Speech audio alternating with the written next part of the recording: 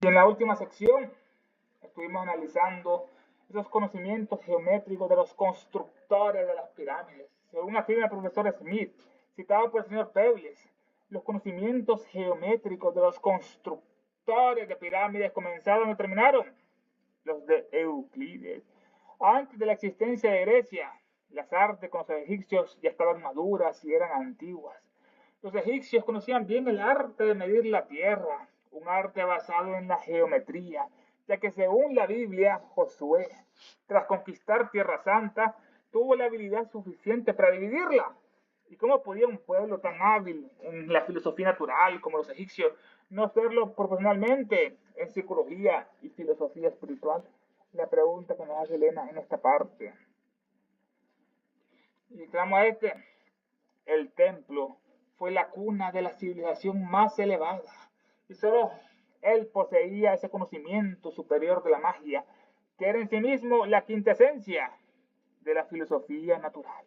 Los poderes ocultos de la naturaleza se enseñaban en el más absoluto secreto y durante la celebración de los misterios se realizaban las curaciones más maravillosas en esa parte. El templo egipcio fue la cuna, el semillero, el vivero, el plantel de la civilización más elevada, los egipcios y los hindúes. Y solo el templo, solo él poseía ese conocimiento superior de la magia, que era en sí mismo la quintesencia de la filosofía natural, la magia.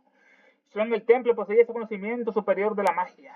La magia es la más pura forma del culto a las cosas divinas. Es la gran ciencia, la magia, esa es la ciencia, es una ciencia sagrada, inseparable de la religión.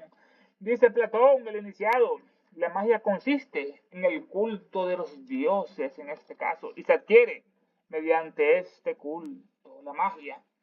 El templo fue la cuna, semillero de la civilización más elevada, y solo él poseía ese conocimiento superior de la magia, que era en sí mismo la quintesencia de la filosofía natural. Esa quintesencia de la magia, la quintesencia es el éter, el quinto elemento, la quintesencia, el éter, el quinto principio o esencia de una cosa, lo que constituye sus cualidades esenciales, libre de todas las impurezas no esenciales. Lo más puro, sutil y refinado de una cosa, una esencia pura y concentrada, el extracto que en una pequeña cantidad contiene la parte más esencial y las virtudes de una sustancia. Primitivamente se aplica este nombre al éter, por ser este el más noble y superior de los 5 elementos de los antiguos filósofos. Está repetido en nuestra cabeza, con nuestros pensamientos, son infinitos, eternos. Los pies son el agua y la tierra, las manos el aire y el fuego, y la cabeza es el éter y la estrella. El templo fue la cuna, el semillero de la civilización más elevada, y solo él poseía ese conocimiento superior de la magia, que era en sí mismo la quinta esencia de la filosofía natural. Los poderes ocultos de la naturaleza se enseñaban en el más absoluto secreto, y durante la celebración de los misterios se realizaban las curaciones más maravillosas. Esos poderes ocultos de la naturaleza se enseñaban en el más absoluto secreto y durante la celebración de los misterios que son consumaciones, ceremonias de iniciación o misterios. Eran unas ceremonias que generalmente se mantenían ocultas a los profanos y a las personas no iniciadas, y durante las cuales se enseñaban por medio de representaciones dramáticas y otros métodos el origen de las cosas, la naturaleza del espíritu humano, las relaciones del espíritu con el cuerpo y el método de su purificación y reposición a una vida superior. Importante, los métodos de purificación y reposición a una vida superior. También, honra la verdad es una práctica, me dice Elena, honra la verdad es una práctica. También se enseñaba en los misterios la ciencia física, la medicina, las leyes de la música, la adivinación. Los misterios eran altamente religiosos, morales y benéficos como escuela de ética. Eran en todos los países una serie de representaciones dramáticas en la que los misterios de la cosmogonía y naturaleza en general eran personificados por los sacerdotes. Son misterios de la cosmogonía, cómo se formó el cosmos, la cosmogénesis y naturaleza en general eran personificados por los sacerdotes y neófitos que desempeñaban el papel de los diferentes dioses y diosas, repitiendo supuestas escenas alegóricas de sus vidas respectivas, sus dioses Zeus, Hércules, Atenea, Minerva. Los poderes ocultos de la naturaleza se enseñaban en el más absoluto secreto y durante la celebración de los misterios se realizaban las curaciones más maravillosas. Nuestra querida Isis estaba ahí. Herodoto reconoce que los griegos aprendieron todo lo que sabían, incluyendo los servicios sagrados del templo de los egipcios, y por ello sus principales templos estaban consagrados a las divinidades egipcias. Dice Herodoto, un libro segundo, capítulo 50. Herodoto, el padre de la historia, nació en el 484 a.C., historiador, geógrafo griego, personalmente considerado como el padre de la historia en el mundo occidental, no oriental, sino occidental. Y el primero en componer un relato razonado y estructurado de las acciones humanas. Herodoto reconoce que los griegos aprendieron todo lo que sabían, incluyendo los servicios sagrados del templo de los egipcios. Esa fue la cuna de Grecia, los egipcios, su misticismo. Herodoto reconoce que los griegos aprendieron todo lo que sabían, incluyendo los servicios sagrados del templo de los egipcios, y por ello sus principales templos griegos estaban consagrados a las divinidades egipcias, como Isis, Osiris, Horus, Anubis, Ptah, Hermes, Mercurio, Atón, Akenatón, Heliópolis, Amon-Ra, Pac, Mac y tantos otros más. Esto lo dice Herodoto en su libro segundo, capítulo 50. Este libro, segundo, en este capítulo, Herodoto aborda la relación entre los nombres de los dioses griegos y su origen egipcio. En este pasaje, el historiador compara las divinidades que eran veneradas en el antiguo Egipto con las deidades de la mitología griega, argumentando que muchos de los nombres de los dioses helénicos provienen de fuentes egipcias. Afirma que los egipcios fueron los primeros en construir altares, templos y estatuas de dioses en el mundo, y que sus cultos influenciaron a los griegos. Muy cierto lo que decía Herodoto. Herodoto reconoce que los griegos aprendieron todo lo que sabían, incluyendo los servicios sagrados del templo de los egipcios, y por ello sus principales templos estaban consagrados a las divinidades egipcias.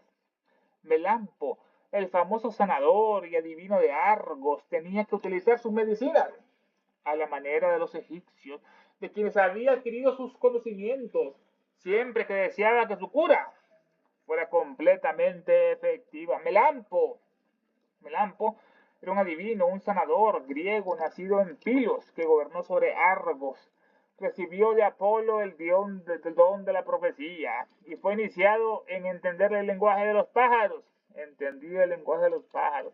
Según dicen, en su infancia encontró unas serpientes muertas que los sirvientes de su padre habían matado. Él las incineró, les hizo honores y tributos fúnebres y cuidó a las crías de la serpiente, a las hijas las cuidó. En agradecimiento, las serpientes ya crecidas le lamieron los oídos mientras dormía, le lamieron los oídos. Y al despertar Melampo, se dio cuenta que podía entender el lenguaje de las aves. Como también tenía este don, lo querió Apolonio de Tiana, fue una parte de una isla de Grecia, a dar sus sermones, a dar su discurso. Estaba ahí Apolonio y de repente le preguntaron si era bueno invitar a alguien a un banquete gratis. Y él vio que les contó que unas palomas habían encontrado a otra y le dijo que un griego había botado un saco de arroz en tal parte de la isla, iban a ir al banquete. Si los pájaros hacen eso, le dice, porque también los humanos está bueno invitarlos, dice en ese caso. Bueno, Apolonio conocía el lenguaje de los pájaros. Bueno, al despertar Melampo, después que las serpientes le lamieron los oídos, por su agradecimiento, se dio cuenta que podía entender el lenguaje de las aves y de otros animales, y así conocer sucesos futuros. Y así le otorgaron el don de entender a los pájaros y a todos los animales. Fue el introductor del culto a Dionisio, el gran Dionisio, según Herodoto, quien afirmó que sus poderes como vidente provienen de los egipcios. Melampo, el famoso sanador y adivino de Argos. Argos es una ciudad griega del Peloponeso. Es una de las ciudades continuamente habitadas más antiguas del mundo. Increíble es Argos, una de las ciudades continuamente habitadas más antiguas del mundo, Argos, en el Peloponeso. Melampo, el famoso sanador y adivino de Argos, tenía que utilizar sus medicinas a la manera de los egipcios, de quienes había adquirido sus conocimientos. Siempre que deseaba que su cura fuera completamente efectiva, debía retar de la manera de los egipcios. Sanó a Ificlo de su impotencia y debilidad con el óxido de hierro, siguiendo las indicaciones de Mantis, su durmiente magnético u oráculo. Sanó a Ificlo, Melampo. Ificlo era un príncipe, es hijo del rey Filarco de Filase en Tesalia. Padecía de impotencia, no podía tener hijos, lo que frustraba a su padre, el rey Filaco, que buscaba desesperadamente una cura. El rey consultó a Melampo, el adivino, quien reveló que la impotencia de Filco se debía a un trauma de la infancia, a un trauma que un buitre le había comunicado. Como Melampo hablaba con los aves, el buitre le dijo que le pasaba a este príncipe. Tiene una impotencia ocasionada por un trauma de infancia que le había supo que en una ocasión Filaco, el papá, el rey, mientras castraba carneros, estaba castrando a los pobres carneros, había dejado el cuchillo aún ensangrentado cerca de su hijo el Filco. El niño huyó asustado y él clavó el cuchillo en la encina, un árbol sagrado cuya corteza, creciendo en torno, acabó por ocultar ese cuchillo. Melampo dijo que si encontraba ese cuchillo y raspaba el orín, el óxido, y le preparaba una poción y le daba de beber al Filco por 10 días, conseguiría tener un hijo, le curaría de su impotencia. Con ese óxido. En otra parte, lo mismo hace Paracelso y Van Helmont, con lo que escribe una de sus curaciones magnéticas sobre cómo curar heridas magnéticamente. Dice que hay que curar mejor al arma blanca, la espada que ocasionó la herida, que directamente, que así sea más rápido que se cura. Limpiar esa sangre ensangrentada, limpiar esa sangre de la espada y ponerle otra sustancia, y así se curaba rápidamente la herida. Bueno, así de ciclo. Cuando estaba pequeño, el príncipe, el padre estaba castrando a unos carneros y colocó el cuchillo ensangrentado cerca de su hijo. Él salió huyendo y comenzó ese trauma. Y él clavó el cuchillo en una encina sagrada, un árbol, cuya corteza fue creciendo en torno, acabó por ocultar el cuchillo. Melampo dijo que si encontraba ese cuchillo, le dijo al rey, y raspaba el orín de ese cuchillo, el óxido del orín, y le preparaba una poción y le daba a beber con ese orín a Filico, por 10 días conseguiría que su hijo se curaba de esa impotencia, y así sucedió. Nació el nieto, Podarces, el hijo de Ificlo. Melampo sanó y Filico de su impotencia y debilidad con el óxido de hierro. Ese óxido de hierro es un compuesto químico formado por hierro y oxígeno, oxidación. Los óxidos de hierro contienen hierro en diferentes estados de oxidación y oxígeno, con una amplia gama de aplicaciones como en los pigmentos, en cosméticos y alimentos, y en el tratamiento de las aguas, y en la industria metalúrgica, y tiene propiedades como el magnetismo. Sanó y Filico Melampo de su impotencia y debilidad con el óxido del hierro, siguiendo las indicaciones de Mantis, su durmiente magnético o oráculo. Esta Mantis, la famosa Mantis, la vidente, la pitonisa, que en los tiempos de Melampo y Preto, rey de Argos, es la vidente, la pitonisa, esta Mantis. La vidente, que en los tiempos de Melampo y Preto, rey de Argos, sanó y Filico de su impotencia y debilidad con el óxido de hierro, siguiendo las indicaciones del buitre y de Mantis, su durmiente magnético oráculo. Este durmiente, dice esta traducción, que es el oráculo, magnético sugestionador. Su durmiente magnético oráculo. El oráculo son contestaciones, respuestas dadas por las divinidades por boca de la pitonisa, que se vestía con piel de serpiente de pitón, que es la más magnética para hacer esas cualidades. El oráculo son contestaciones dadas por las divinidades por boca de la pitonisa. Sentada en un trípode de bronce y abajo de una grieta salían los vapores de azufre, y eso le entraba en un furor mántico y profetizaba el futuro. El oráculo, respuestas dadas por las divinidades por boca de la pitonisa y los sacerdotes del paganismo a las consultas que ante sus ídolos se hacían. Porfirio, Jámblico y otros filósofos platónicos admiten que los oráculos eran expresados por demonios. Admiten estos Jámblico, Porfirio y otros filósofos platónicos que admiten que los oráculos eran expresados por demonios, como el demonio de Sócrates, los demos, no los demonios diablos. Palabra que los antiguos cristianos tomaron con el sentido del diablo. Claro, este ve el futuro, porque es el diablo que le inspira, y no en el de genio o divinidad, que su verdadero nombre era. Los oráculos eran inspirados por demonios, genios o divinidades, no por diablos, como debe entenderse. Sprengler ofrece muchos ejemplos maravillosos de estas curas mágicas en su Historia de la Medicina, ves la página 119. Diodoro, en su obra sobre los egipcios, libro primero, afirma que Isis se ha ganado la inmortalidad, nuestra gran diosa Isis Helena, pues todas las naciones de la tierra dan testimonio del poder de esta diosa para curar enfermedades mediante su influencia. Ayúdanos, gran diosa Isis Helena. Sprengler ofrece muchos ejemplos maravillosos de estas curas mágicas en su Historia de la Medicina. Sprengler nació en 1766, Policarpo, profesor botánico, médico alemán. Su padre era clérigo y da a sus hijos una rica formación, en particular en lengua. Así Cura habló muy pronto habló el latín, el griego, el árabe. Estudió teología y medicina. Se graduó de medicina en 1787 y comienza a enseñar esta materia 2 años más tarde. Y se le nombra profesor ordinario. Sprengel dedica entonces su tiempo a las investigaciones en medicina y en la botánica, y se consagra también a la historia médica. Sprengler. Sprengler ofrece muchos ejemplos maravillosos de estas curas mágicas en su historia de la medicina. Esta historia de la medicina, esta obra es una de las primeras y más completas historias de la medicina. Es un estudio sistemático y enciclopédico de la medicina desde la antigüedad hasta nuestra época, con un enfoque pragmático. El autor no se limita a enumerar hechos, sino que busca analizar las causas y los efectos de los cambios en la práctica médica, contextualizando las ideas de cada época en su marco social y cultural, inclusión de prácticas no convencionales. Incluso Sprengel es conocido por documentar métodos de curación menos ortodoxos, como las curas mágicas, la homeopatía incipiente, homeopatía y la medicina popular, que en su época eran vistas como curiosidades o pseudociencia, la homeopatía cura. Sprengel ofrece muchos ejemplos maravillosos de estas curas mágicas en su historia de la medicina. Es una de las obras clásicas más influyentes sobre la evolución de la medicina desde la antigüedad hasta los tiempos modernos. Nombre original de la obra es Ensayo de una historia pragmática de la medicina. Hay una historia pragmática, a la acción de la medicina.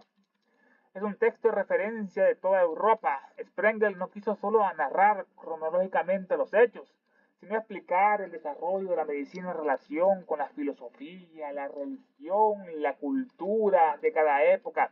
Su enfoque es pragmático, es decir, busca las causas y consecuencias del progreso médico. Y como las ideas científicas se entrelazan con las circunstancias históricas, es importante, ¿no? Las ideas científicas se entrelazan con las circunstancias históricas, la estructura general de la obra. Cada volumen analiza un periodo histórico con rigor filológico y filosófico. El volumen primero da los orígenes de la medicina entre los pueblos primitivos de Egipto, India, China y Persia. Medicina bíblica y de los antiguos hebreos, esas bestias. Medicina en Grecia hasta Hipócrates. El volumen 2 habla de las escuelas médicas griegas, de Sinos, de Codos y Alejandría. Volumen tercero, medicina romana y alejandrina. Galeno y su influencia. Volumen 4, la medicina árabe, de los persas y bizantina. Volumen quinto, sobre la medicina moderna desde Paracelso hasta el siglo XVIII, el gran Paracelso, que marcó una historia en la medicina como Galeno, Hipócrates, Avicena y tantos otros médicos, Asclepios. Sprengel ofrece muchos ejemplos maravillosos de estas curas mágicas en su historia de la medicina. Veas la página 119. Aquí habla sobre las curas mágicas. Sprengel no solo estudiaba el desarrollo de la ciencia médica racional, sino también el folclore, las supersticiones y los rituales curativos que existieron paralelamente. Él consideraba que estas prácticas, aunque no científicas, formaban parte de la historia de la medicina y reflejaban el pensamiento y las creencias de la gente en diferentes periodos. Sprengel, en la página 119, describe como en muchas culturas la curación se mezclaba con la religión y la magia, con oraciones, fórmulas, amuletos, exorcismos, encantamientos, sacrificios de animales y ceremonias en templos para expulsar a la dolencia, como hacía Paracelso, que curaba con los talismanes que le hacía. En las épocas antiguas, las enfermedades se veían a menudo como causadas por fuerzas sobrenaturales o por la cólera de los dioses. Por eso los sacerdotes curanderos usaban encantaciones, fórmulas, expiaciones, encantamientos. Lo mismo hacía Paracelso con sus curas mágicas. Había 5 entes. Las enfermedades son producidas por venenos, por influencias astrales, estrellas, otros son por cuestiones naturales, espirituales y divinas. Sprengel ofrece muchos ejemplos maravillosos de estas curas mágicas en su historia de la medicina. Veas la página 119. Diodoro, en su obra sobre los egipcios, afirma que Isis se ha ganado la inmortalidad. pues todas las naciones de la tierra dan testimonio del poder de esta diosa para curar enfermedades mediante su influencia. Diodoro de Sicilia, en el primer siglo antes de Cristo, un historiador griego, tardó 30 años en escribir su obra, Biblioteca Histórica. Consta de 40 volúmenes organizados en 3 secciones. La primera sección narra la historia por regiones geográficas, historia y cultura de Egipto, Mesopotamia, Babilonia, la India, Escitia, la Arabia Feliz, Grecia. La segunda sección cuenta la historia del mundo desde la guerra de Troya hasta la muerte del gran Alejandro Magno en el 300 algo. La última sección trata los acontecimientos históricos desde la muerte de Alejandro hasta el año 60 a.C., hasta el comienzo de las guerras de las Galias por Julio César en el año 58 a.C. La guerra de las Galias por el gran Julio César. César divide y vencerá, decía. Diodoro en su obra sobre los egipcios, libro primero, Diodoro aquí afirma que los egipcios fueron los más antiguos de los pueblos civilizados. Fueron jerarquías divinas y que de ellos aprendieron los demás sobre la escritura, las leyes, la religión, la filosofía y las ciencias. Egipto fue la cuna de la sabiduría y la religión, de donde partieron las doctrinas que influyeron en el resto del mundo antiguo. Egipto, a diferencia de otros pueblos egipcios, vivían conforme a la naturaleza y a los dioses. Eran bien solemnes, bien religiosos los egipcios en este caso. Vivían conforme a la naturaleza y con los dioses. La naturaleza no ayudaba, fracasa. Vamos, el espíritu que ayuda, el espíritu del sol o del Venus. Diodoro en su obra sobre los egipcios, libro primero, afirma que Isis se ha ganado la inmortalidad, pues todas las naciones de la tierra dan testimonio del poder de esta diosa para curar enfermedades mediante su influencia. Ahí será Helena en el futuro, conocida por todo el mundo. Diodoro en su obra sobre los egipcios afirma que Isis se ha ganado la inmortalidad. Dios, la gran diosa Isis es la madre, el útero, la matriz de la tierra. Es asimismo la diosa que da vida y da salud. Diodoro en su obra sobre los egipcios, libro primero, afirma que Isis se ha ganado la inmortalidad. El autor Diodoro narra la historia mítica de Osiris e Isis y la forma en que ambos fueron divinizados después de su muerte por los egipcios. Diodoro, en este caso, afirma que Isis, condúcenos de lo irreal a lo real, de lo falso a lo verdadero, de las tinieblas a la luz, de la muerte a la inmortalidad. Más brillante que el sol, más puro que la nieve, más útil que el éter, ese ser eres tú. Diodoro en su obra sobre los egipcios afirma que Isis se ha ganado la inmortalidad, pues todas las naciones de la tierra dan testimonio del poder de esta gran diosa para curar las enfermedades mediante su influencia. Su influencia es benéfica, curativa, protectora, la gran diosa Isis. Isis, su influencia, Isis, por sus beneficios hacia el género humano, alcanzó la inmortalidad. Y todas las naciones dan testimonio de su poder para sanar enfermedades y aliviar los sufrimientos de los hombres. Aún hoy los que padecen males de toda la especie imploran su ayuda. Ayúdanos, Isis. Y experimentan la eficacia de su divina influencia. Experimentan su eficacia, la divina influencia. Isis, él dice, Diodoro, esto se prueba no con fábulas como entre los griegos, sino con hechos auténticos. Los hechos hablan más que las palabras. Galeno registra varios remedios que se conservaban en la sala de curación de los templos egipcios. También se menciona una medicina universal que en su época se llamaba Isis. Ahí dice Galeno en su obra de la composición médica, libro quinto. Él dice, Diodoro de Sicilia, esto se prueba que la gran diosa Isis era famosa por todas las naciones que dan testimonio del poder de esta diosa para curar enfermedades mediante su influencia. Él dice, esto se prueba no con fábulas, como entre los griegos, sino con hechos auténticos. Los hechos hablan más que 1000 palabras, los hechos. Galeno registra varios remedios que se conservaban en las salas de curación de los templos. El gran médico Galeno, que nació en el 129 después de Cristo, Claudio Galeno, médico, cirujano, filósofo griego del Imperio Romano, considerado uno de los más completos investigadores médicos de la edad antigua. Galeno, como Hipócrates y tantos otros. Sus puntos de vista dominaron la medicina europea a lo largo de más de 1000 años. 1000 años su punto de vista en campos como la anatomía, la fisiología, la patología, la farmacología, la neurología, así como la filosofía y la lógica. El gran Galeno. Galeno registra varios remedios que se conservaban en las salas de curación de los templos. También menciona una medicina universal, una panacea, que en su época se llamaba Isis. Él menciona esa medicina universal en su época que se llamaba Isis. Helena, vamos a decir en el futuro. Esta medicina era una mezcla compleja de ingredientes naturales, minerales, vegetales y aromáticos, empleado como remedio general contra dolencias internas y externas.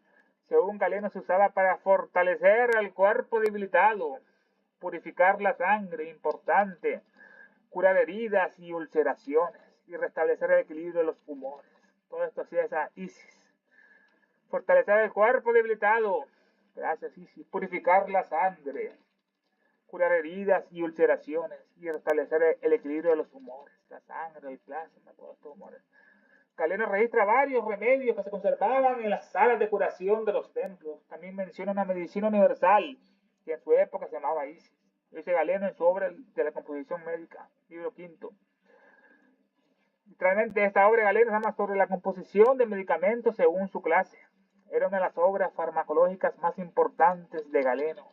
Escribió esta serie de libros como manual de farmacología práctica, en la que reúne la fórmula, las preparaciones y fundamentos teóricos de los medicamentos utilizados por los médicos greco-romanos. En el libro quinto, esta obra trata principalmente de los remedios externos y locales aplicados en forma de emplastos, cataplasmas, colirios, ungüentos, linimientos. Este libro quinto muestra el desarrollo más sistemático de la farmacología antigua. El gran Galeno, Isis, la medicina universal es la panacea. Las doctrinas de varios filósofos griegos que habían sido instruidos en Egipto demuestran su profundo conocimiento de los egipcios otra vez. Platón fue a Egipto, igual que Pitágoras, viajó, ahí aprendió astrología, astronomía. Egipto, todos los sabios griegos fueron a Egipto y tomaron de esa cultura. Las doctrinas de varios filósofos griegos que habían sido instruidos en Egipto demuestran su profundo conocimiento. Ahí fue Orfeo, quien según Artapano fue discípulo de Moisés, Moshe. Pitágoras, Herodoto, Platón deben su filosofía a los mismos templos, donde el sabio Solón fue instruido por los sacerdotes. Esto lo dice que fue discípulo Pitágoras de Moisés, esto lo dice Cori en sus fragmentos antiguos, ves el capítulo sobre los primeros reyes de Egipto. Orfeo, el primer iniciado europeo histórico, el gran Orfeo. Orfeo, literalmente quiere decir atesado, no era blanco, era más quemado, atesado, como el bronce, el gran Orfeo atesado. La mitología lo hace hijo de Agro y de la musa Calíope. La tradición esotérica lo identifica con Arjuna, hijo de Indra, místicamente. El gran Arjuna, el Bhagavad Gita y Krishna. La tradición esotérica lo identifica a Orfeo con Arjuna, hijo de Indra, místicamente, hijo del cielo, y discípulo de Krishna, el cochero. Recorrió el mundo enseñando a las naciones la sabiduría y las ciencias y estableciendo misterios. Es lo que hacía Orfeo. Recorrió el mundo enseñando a las naciones la sabiduría y las ciencias, estableciendo los misterios. La misma historia de haber perdido a Orfeo a su esposa Eurídice y de encontrarla en el Hades o mundo inferior es otro de los puntos de semejanza que tiene con la historia de Arjuna, que va al Patala, al Hades o infierno, pero en realidad a las antípodas, fue a la América, en donde encuentra a Ulupi, hija de Rey Naga, y se casa con ella, hija de Rey Serpiente, se casa con ella. Orfeo, en la misma historia de Orfeo, de haber perdido a Orfeo a su esposa Eurídice y de encontrarla en el Hades, en el infierno o mundo inferior, es otro de los puntos de semejanza que tiene con la historia de Arjuna, el egipcio, Arjuna, el hindú. Semejanza que tiene con Orfeo, con Arjuna, que va Arjuna fue al Patala, que era el Hades, el Patala, ¿no? Era las antípodas, va al Hades o infierno, pero en realidad va a las antípodas, todo lo contrario. De India a ser México ahí. Pero que el Patala, de las antípodas, es el lado opuesto. La gente pensaba que la Tierra era plana, no sabían que había unas antípodas, que todo el planeta estaba habitado y tiene un opuesto, las antípodas. Así que esta versión de que también su esposa se pierde en el infierno Eurídice, en el Hades, se encuentra en el Hades o mundo inferior, es otro de los puntos de semejanza que tiene con la historia de Arjuna, que va al Patala, que es el Hades o infierno, pero en realidad es a las antípodas o América, en donde encuentra Arjuna a Ulupi, hija del rey serpiente, río Rey Naga, y se casa con ella. Lo que pasó con Orfeo. Sabemos por Herodoto que Orfeo aportó a la India los misterios. Nos dice Herodoto que Orfeo aportó a la India esos misterios. misterios. Era un músico consumado. Cultivó la cítara que recibió de los dioses. Le dio una cítara. Y añadió 2 cuerdas a las 7. Eran 7 de Apolo, le puso 2 más, 9 cuerdas. Que antes tenía 7 y era tal su destreza en pulsar la lira que con sus acordes amansaba a las fieras, como hacía Apolonio y tantos otros músicos evidentes. Amansaba a las fieras con su cítara. Orfeo, quien según Artapano fue discípulo de Moisés. Este Artapano dice que fue Orfeo discípulo de Moisés. Artapano es un escritor del siglo II a.C. que vivió en el Egipto helenístico y escribió una historia sobre los judíos titulada La Judaica, sobre las bestias judías, donde se daban datos de las vidas de Abraham, José y Moisés. Abraham era, no Abraham, le quito la Abraham, era un hijo de un Brahman que salió chandala, bastante pícaro, y fueron expulsados los judíos de la India porque eran unas bestias, unos chandalas. Así es el origen de los judíos, fueron expulsados de la India por chandalas. Así que da en su obra La Judaica, donde se daban datos de la vida de Abraham, José y Moisés. Artapano identificó a Moisés con Museo. Museo fue el supuesto maestro de Orfeo. Tiene la relación supuesto maestro de Orfeo, Museo. Museo era un cantor anterior a Homero. Como Orfeo cantaba, un cantor anterior a Homero. Similar a otras figuras como Orfeo. Compuso himnos dedicatorios y purificatorios. Himnos importantes, dedicatorios y purificatorios. Así Diodoro, por ejemplo, dice que Heracles, gran Hércules, se dirigió a Atenas y participó en los misterios de Eleusis. Ceremonia entonces presidida por Museo. Era el máximo representante ahí de esos misterios de Eleusis, Museo, por Moisés. Así Diodoro, por ejemplo, dice que Heracles, el gran Hércules, se dirigió a Atenas y participó en los misterios de Eleusis. Ceremonia entonces presidida por Museo, en este caso. Orfeo, quien según Artapano fue discípulo de Moisés. Moisés es un invento judío. Moisés no existió, es una copia de Sargón y Baco y leyendas atlánticas del hundimiento del faraón, todos esos eventos atlantes de Orfeo y de Baco. Moisés. Pitágoras, Herodoto y Platón deben su filosofía a los mismos templos donde el sabio Solón fue instruido por los sacerdotes. Pitágoras, el más célebre de los filósofos místicos. Dice Elena, el más célebre de los filósofos místicos, Pitágoras. A lo que parece viajó por todo el mundo y entresacó su filosofía de los diversos sistemas que tuvo conocimiento. Pitágoras, Herodoto y Platón deben su filosofía a los mismos templos donde el sabio Solón fue instruido por los sacerdotes egipcios. Todo esto, Pitágoras, Herodoto, padre de la historia, y Platón, un iniciado en los misterios, Platón, y el más eminente filósofo griego, cuyos escritos son conocidos en el mundo entero. La República, el Banquete, el Protágoras, el Critias, el gran Platón y sus diálogos. Pitágoras, Herodoto y Platón deben su filosofía, su sabiduría a los mismos templos egipcios, donde el sabio Solón fue instruido por los sacerdotes. El gran sabio Solón, que nació en el 638 a.C., fue un gran poeta, reformador, político, legislador y estadista ateniense, considerado uno de los 7 sabios de Grecia, el gran Solón. Herodoto y Platón deben su filosofía, Pitágoras, a los mismos templos donde el sabio Solón fue instruido por los sacerdotes. Esto lo dice Cori en sus fragmentos antiguos. Vean el capítulo sobre los primeros reyes de Egipto. Estos fragmentos antiguos, esta obra fue escrita, compilada por Isaac Preston Cori, un erudito inglés especializado en textos clásicos y antigüedades orientales. El libro reúne fragmentos antiguos atribuidos a escritores perdidos o poco accesibles que hablaban de las civilizaciones más antiguas del mundo, como Beroso, el caldeo, Sanchoniatón, el fenicio, Manetón, el egipcio. Cori, en los fragmentos antiguos, ves el capítulo sobre los primeros reyes de Egipto, Early King of Egypt.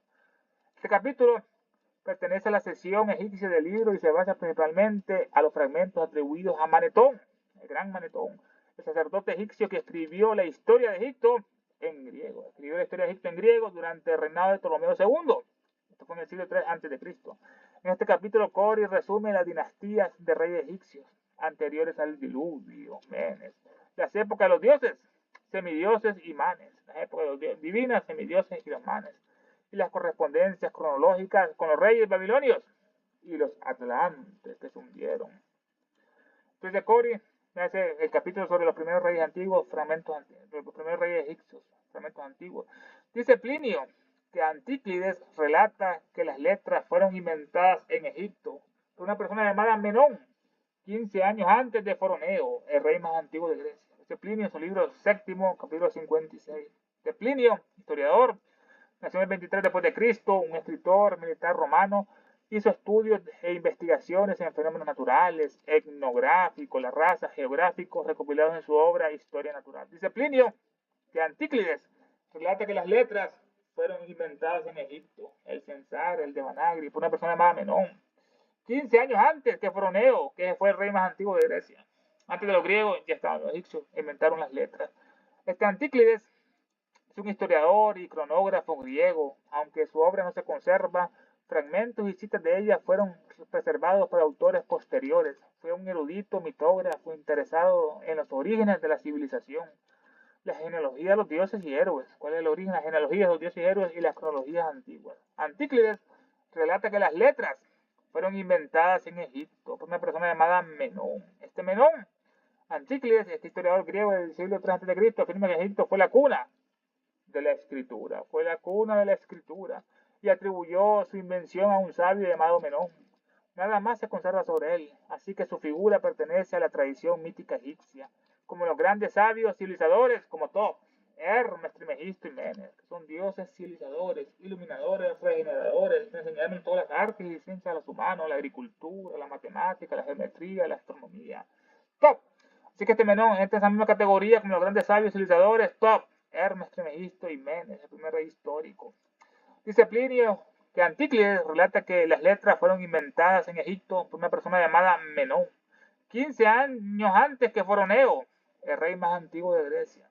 Este Foroneo, en la mitología griega, era un rey del Peloponeso y héroe cultural de la Argólide. Fue el primer habitante de Argos, esa ciudad continuamente habitada, y el primero en utilizar el fuego, como Prometeo enseñó a los humanos. Reunió y civilizó a los habitantes del país. Importante, los reunió y los civilizó a los habitantes del país, Foroneo. Hasta entonces, que eran salvajes y eran errantes, él los civilizó. Les enseñó cómo hacer fuego. Se introdujo en el culto a la gran diosa Hera y construyó para ellos la ciudad de Foronea, que su nieto bautizaría como Argos. Foronea como Argos. Fue el primer hombre que construyó una ciudad y Zeus le dio permiso para reinar sobre otros humanos por haber sido tan piadoso con los dioses, en particular con Hera, a la que construyó un templo, Foroneo. Dice Plinio que Antíclides relata que las letras fueron inventadas en Egipto. Las letras fueron inventadas en Egipto por una persona llamada Menón, 15 años antes que Foroneo, el rey más antiguo de la Grecia. Plinio, en su libro séptimo, este libro séptimo de Plinio, conserva fuentes perdidas como Antíclides, Manetón y otros historiadores egipcios. Es un registro temprano de la tradición egiptológica helenística, un registro temprano de la tradición. En su capítulo 56, dice Antíclides que Menón encontró una carta escrita 15 años antes que Foroneo. Diferente la versión. Dice Antíclides que Menón encontró una carta escrita 15 años antes que Foroneo. Esta carta escrita, o sea que es una prueba que ya escribían 15 años antes que el primer rey histórico de estos periodos, que Foroneo en este caso. Jablonski demuestra que el sistema heliocéntrico, así como la esfericidad de la Tierra, eran conocidos por los sacerdotes de Egipto desde tiempos inmemoriales.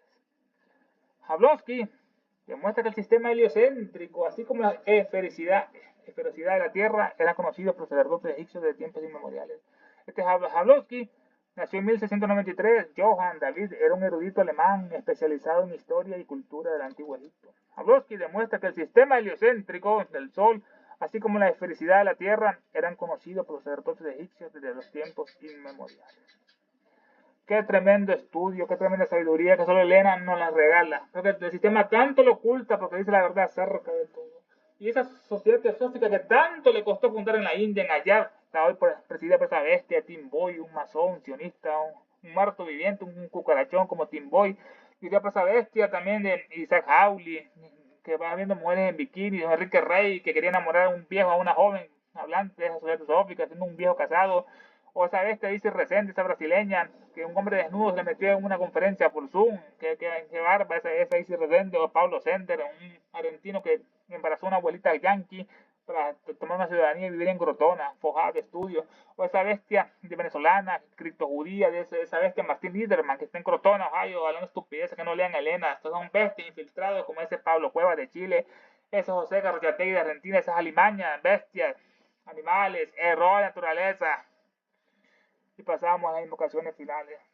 Existe el mundo dividido por estas alimañas, estas cosas.